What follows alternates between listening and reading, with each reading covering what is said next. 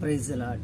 మరి దేవుడు మనని రక్షించి మన జీవితాన్ని కొత్తగా మలిచి మరి కొత్త జీవితాన్ని దేవుడు ఇచ్చినప్పుడు మనము దేవునికి ఎంత కృతజ్ఞతగా ఉంటున్నామా మనము?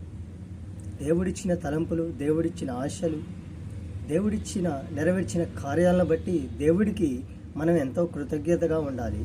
మరి ఈ రోజుల్లో దేవుడు చేసిన స్వస్థతలను బట్టి, విడుదల బట్టి ఎంతగానో దేవుని స్తుతిస్తున్నారు. కానీ మరి ఏదైనా కష్టం రాగాలనే మరి దేవుణ్ణి మర్చిపోయి దేవుడు నాకేం చేశాడు అంటున్నారు.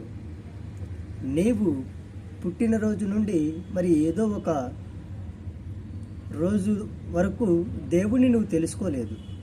కానీ దేవుడు నిన్ను ఎన్నుకొని నీకు కొత్త జీవితాన్ని ఇచ్చి మరి ఆయన నీడలో భద్రపరిచి నిన్ను నడిపిస్తున్నాడు.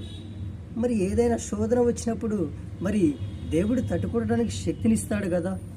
మరి దేవుడి కార్యాలు మీరు కళ్ళారా చూసి కూడా దేవుడి వైపు తిరగకుండా మరలా వ్యర్థమైన వాటి వైపు, వ్యర్థమైన వాటిని అనుసరిస్తూ దేవునికి మరి విరోధంగా చేస్తున్నాం కదా మనం.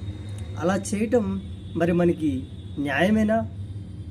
దేవుడు మన కొరకు తన సొంత రక్తాన్నిచ్చి మన కొరకు భారమైన సిలువను మోసి మరి మన పాపముల కొరకు మరి ఆయన చనిపోయాడు. మరి ఆయన కృతజ్ఞతగా మనం ఈరోజు ఏం చేస్తున్నాం?